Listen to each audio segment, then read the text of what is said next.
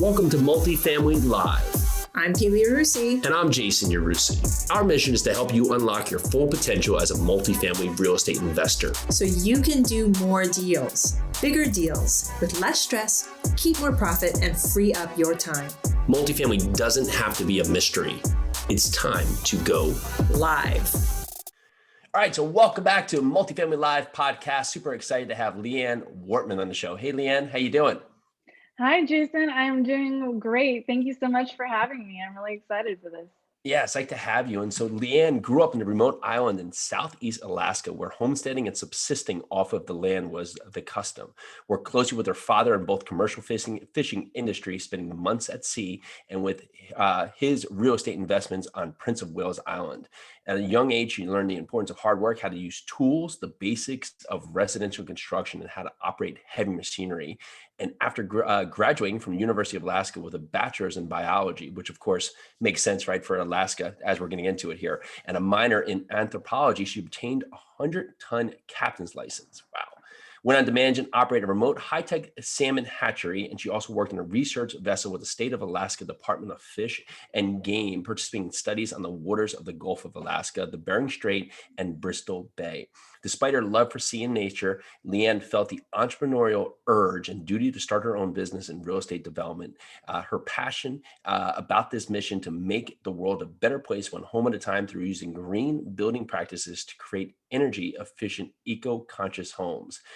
In quotations, it's our duty to be successful and help make the world a better place one home at a time. If we can see to help more people, help the environment, and create a lasting positive change. Well, I love that. So you grow up in Alaska. You seem to be on this one trajectory. Was there a moment where you just felt that urge that you couldn't push it off anymore? You said, okay, I've been down this path. I'm changing today. Was there a moment that stood out? Yes, there was actually. So being stuck out at sea, I shouldn't say stuck. It was really amazing, but you feel kind of stuck when you're on this boat with people and you can't leave the boat, right? And I was only allowed one email a day to the outside world. So I'm out at sea and I'm only allowed one email, and I'm like, well, where is this leading me? Like, it's beautiful. I love my job. I love what I'm doing, but having a relationship is hard. I didn't even own my own home because I was out at sea so much. So I would come back from working for 6 months. My bank account would be loaded and I would throw everything in my car and take off to like Southeast Asia. That was pretty much my life. Yeah. So it was amazing when I was in my 20s. But then I had this kind of reality check, like, well, what if I want a husband one day, or kids, or dogs, or things like that? And so I actually, because I was an Olympic weightlifting competition, I did a lot of heavy squats. I ended up needing hip surgery in both of my hips. And laying in bed, I was like, that was kind of my moment. I was listening to the 4-Hour Work Week by Tim Ferriss, and I was like, I want to be an entrepreneur. And so that's what I went and did. I quit my job and I took a real estate seminar and decided to just start flipping homes. And I went and did it. I'm kind of an action taker. So that's where that started. I love the path that people take when they find their way through life, right? So commercial fishing to heavyweight or heavy lifting, right, into real estate, right? And that's just how life is, right? We start down a path, and the path gives us better questions, better answers, and it leads us to the next steps in our process in our life, right? So when you first took the step into real estate, was it in Alaska, or did you just do what you've done before and just change your whole location, and you're in Austin now? Was that where you started the real estate journey, or did you start in Alaska? I started in Alaska by myself, and it was scary AF, just because I had no experience whatsoever. And so I'm this young 27-year-old woman, and I'm talking to lenders like, would you please fund my project? I have no experience, but I know, like, I need you. So I ended up actually meeting a guy who is now my life partner and business partner at this real estate, but I had already started my own business. So I was going down this path and he had started his own business, but we decided to do some joint ventures in Alaska. And we found that doing flips in Alaska in the wintertime is really cold and really dark and really hard and not very much fun. And the economy wasn't really supportive of our green building vision that we had. It's a kind of an oil-based market. Alaska does a lot of drilling on the North Shores and whatnot. And so we decided to pick up and move. And after doing 2 flips in Alaska, we basically sold everything that we owned and we packed up his Jeep, put a rooftop tent on the top, and camped for 6 weeks as we drove across the country to Austin. We had to go through Canada and down through all the states. And that took us 6 weeks. And when we arrived, we had never been here. We had never been to Austin. We didn't really, I think we knew one person and that was it. So it was kind of a leap of faith. You know what's so key there is that at so many times, like you at that point here where you do the 2 flips, it's dark, it's cold, right? It's tough to do. And that's where the majority of people stop. I guess this isn't good for me, right? I guess this isn't going to work, right? Because you get to the point that you think that your elements that you can easily change is our constants, right? And when you say, well, okay, can't do this here, or it's not the right fit for what we're trying to do, well, we'll go somewhere else. Right. And Yeah. now you pick up your dreams, your goals, and it allows you to do the green building. So well done. Where did the green building come into this way? Because it looks like this was like one of the first items, right? It looks like you're into your 2 flips. You already know green building is part of that ecosystem. What was it that drove you down this route from the start? I think well, I really have a passion for nature and the environment and everything. Growing up in Southeast Alaska, the most pristine place on the earth, like National Geographic goes there to film and whatnot. And I grew up in that. I've always had an appreciation for nature and cared about it. And then that in combination with my biology degree, so I got even more in-depth knowledge about the importance of the environment, that I wanted to somehow make change. And that just was my natural passions and knowledge. And so once we put solar panels on a house in Alaska, and it wasn't like there was no ROI on the solar panels. I did it purely because it was my passion.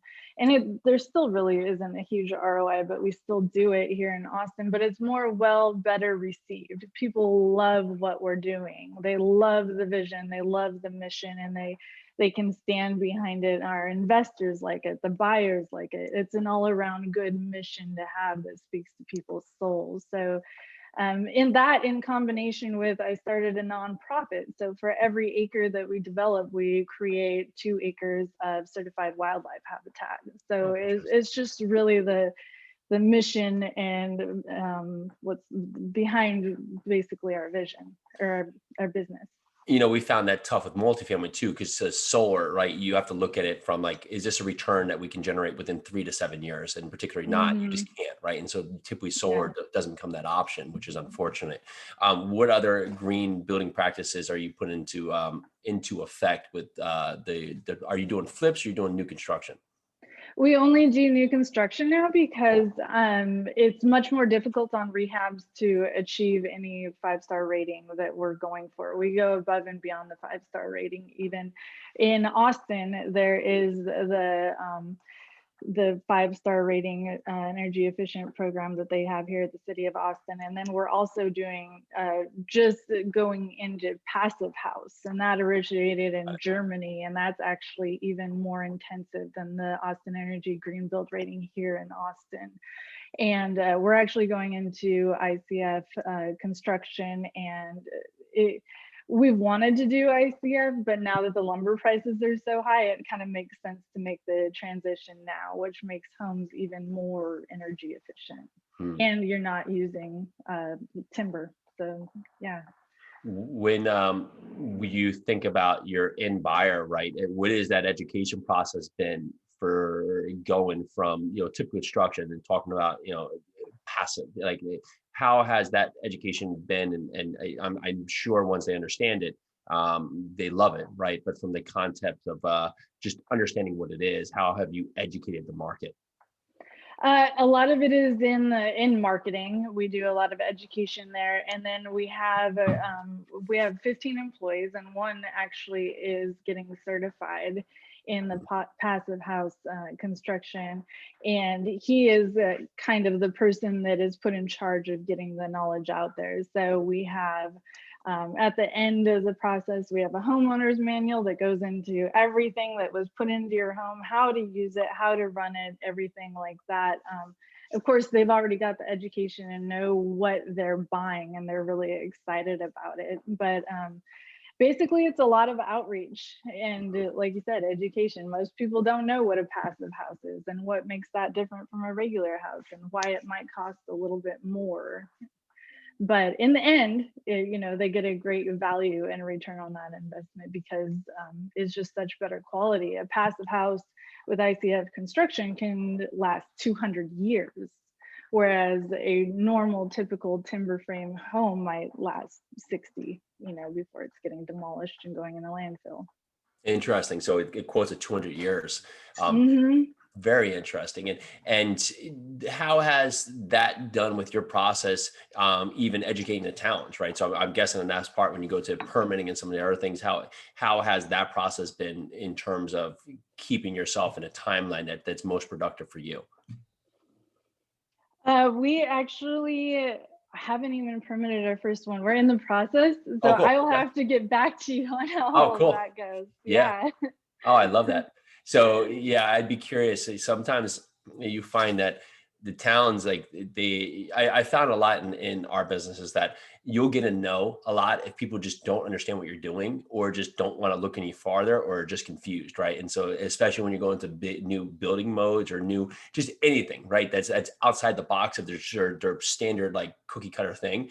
Yeah. Oh, I don't know. I don't think so. And then you just have to keep asking that question and to get to that person that wants to either take the time or knows the answer. And I'm always curious from the side when you're trying something new, because typically there are those hurdles of just the other side not I'd say being educated to what you're doing, Yeah. right? And so just assuming it must be a no, right? But Yeah. shortly to say, we look down the road 10, 20 years, this is going to be not only just a piece, it's going to be a larger and larger piece as we go, right? And so Yes. the onset of you getting into the market, you're like the trend breaker right now because people are trying to figure out what you're doing, and the same part you're trying to figure out how to work within the system, which is it seems to Mhm. be that fits the narrative for how you've worked through your business, which is good because if you understand, and I'm putting words in your mouth, but if you're okay to say, okay, I have to figure this out, that's where the Yeah. success can be made in entrepreneurship. Yeah. I must say that entrepreneurs get used to being told no quite a bit. Yes, sir. Have you so you work with your partner, and Pui and I of Yes. course work together. Talk to us a Yes. little bit about that. How have you created this successful business with your partner where you both have been able to align on your vision? Yeah. So I feel like we fit together really well because my strengths are much different than his strengths, and we are very much aware of our strengths. And I run that side of the business that I'm best at, and he runs his. He's pretty much like the building manager. He had much more construction experience than I did going into it, and he has an amazing talent of fixing problems, systems, making it more efficient, building the house more efficient, cutting down on timelines, things like that. And so that's where he really excels. So he's on the building management side, and then I really do everything else. I wear a lot of hats. I'm the marketing person, I'm the legal person. In Austin, we have to create condo docs to sell our homes. You Uh, can buy a lot and put two homes on it, but they have to be condo divided up. And then that skips the subdivision process. So it makes it more expedient. Anyways, we have, so it's kind of split in half. And then under that, we have 15 employees that work under that. And then there's also many subs that work under that that are just sure. subcontractors. So yeah, it has worked really, really well. I don't think I could do it without him, and he says he can't do it without me. So it makes a good partnership for sure. Yeah, and that's just like Kelly and I, right? We both have our core strengths, right? And to just Yeah. align, it works perfectly. And when you look at your core business right now, you said the passive house, the first one you're doing right now, but everything before that, it's still new construction. Or are you doing flipping, or where are you hanging your hat right now with the other parts of business? Yeah, so once we left Alaska, we did two flips there, and then we did two flips once we got to Austin. And we just found it was hard. We were striving for the Austin Energy Green certification that I told you about Yep. rating, and that's still a great energy efficient home. Like we do two, so then we found that it was hard to do that doing flips, so we went to new construction, just buying land or tear downs. Of course, the tear downs we recycle because we're green builders. Those either get Interesting. put Yeah. on a separate lot, like lifted and put on another lot, or if it doesn't qualify for that, then they actually have Zen Robotics here that if you do a tear down and put it in, it doesn't just go in the landfill. The Zen Robotics go in, like, recycle things, sift it apart.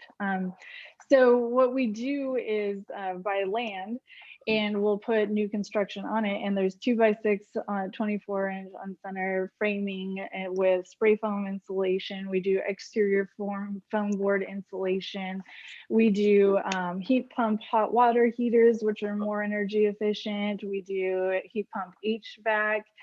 And we also put solar panels on the home, and there's much more to that. So it's still a great energy efficient home, but because we always strive to do better, we're like, well, what's the next best rating? Well, it's Yeah. passive house that was originated in Germany. Everyone knows about the Germans. So anyways, they have a very strict standards, and they do a really great job building energy efficient homes. So now we're on track to do that. We've kind of shifted our trajectory. That's incredible. And so even the thought of the recycling process, right? Just not all going straight to the landfill. Just you guys have thought about each step, right? And that's where Juju at, because people will sometimes hang their hat on just one piece of the step, but when you can look at it from start to finish, from where you make the acquisition all the way through the disposition, that's where the businesses really stand and survive. And so well done. That's so cool. We really want to follow back and hear about this first passive build here, because it's be quite a process. And so Yeah. for everyone that wants to track you and your investments and what you're working on, where's the best way to learn more, get in touch with you? Oh, well, I am on social media, Instagram at Fortunate Foundations with an S on the end, it's plural. We're also on Facebook at Fortunate Foundations. My website is www.fortunatefoundations.com. And yeah, we're always looking to partner. We have investment opportunities right now on passive homes that we're going to be constructing. We're buying lots that are much larger now that need subdividing. We're going to be building 30 homes next year, and probably more than 50 the year after that, because we're buying land now that needs to get subdivided. So we're looking at like 2 years out, we're going to be building over 50 houses. So we're growing quickly, and we're looking for people to partner with. And if anyone's interested, please reach out to me. I'd be happy to chat with you. Well, LeAn, thank you so much for coming on the show. This was highly enlightening. We haven't talked green in quite some time in the show, so it's really interesting to hear the route you guys are taking, and congrats on all your success.